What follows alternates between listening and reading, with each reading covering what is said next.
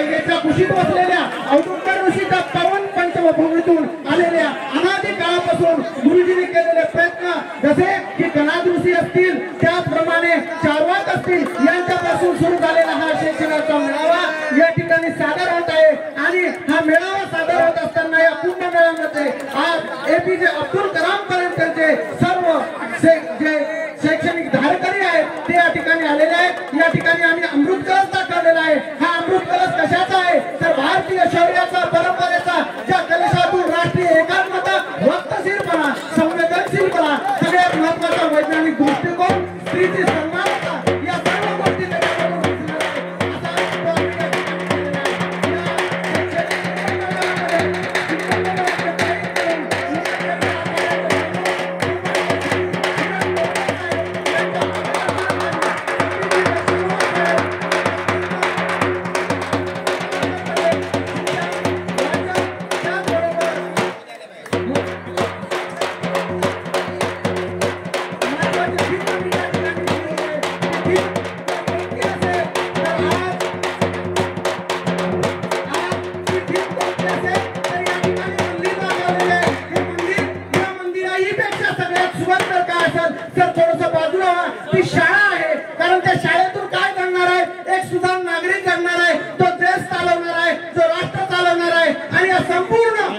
हिंदुस्थानावर या संपूर्ण जगामध्ये माझ्या भारताचा मान उंचावणार आहे अशी ही आमची आदर्श असणारी शाळा आहे।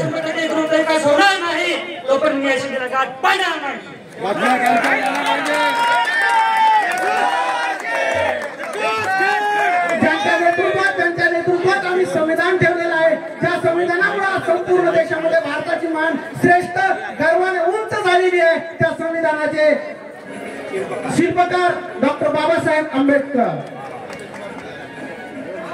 त्यानंतर ज्योतिराव फुले आणि सावित्रीबाई फुले यांच्यामुळे आज शिक्षणाची दारं सगळ्यांसाठी खुली झालेली आहे आणि त्या खुली झालेल्या दारामुळे आज संपूर्ण समाज हा शिक्षित दिसत आहे आणि त्याचाच घटक आहे। आज प्रत्येक क्षेत्रामध्ये आमची स्त्री अभिमानाने उभी आहे। यानंतर आमचा गुणवत्तेचा उमरखेडचा पॅटर्न असेल, मिशन अक्षर वाचन असेल, आम्ही त्या ठिकाणी लावलेले आहेत आणि मला पुन्हा एकदा अभिमानाने सांगावंसं वाटतं शिक्षणाचा उद्देश देण्यासाठी तरुणांनी स्वतःभोवतीचे जग आणि स्वतःचे आतील जग शोधण्याचा मुख्य शोध घेणे गरजेचं आहे असं शिक्षण तज्ञ वांगचू यांनी सांगितलेलं आहे आणि तो खरा या ठिकाणी शिक्षणाचा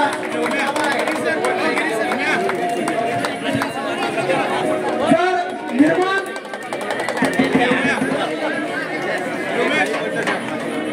हे सांगावंसं वाटतं। शिक्षक कभी साधारण नहीं होता, शिक्षक कभी साधारण नहीं होता, प्रलय और निर्माण उसकी गोद में पलते हैं। यही आचार्य चाणक्य ने हमें सिखाया है और यही हमारी सीख है और यही आने वाले भारत को पूर्णतः देने वाला संदेश है।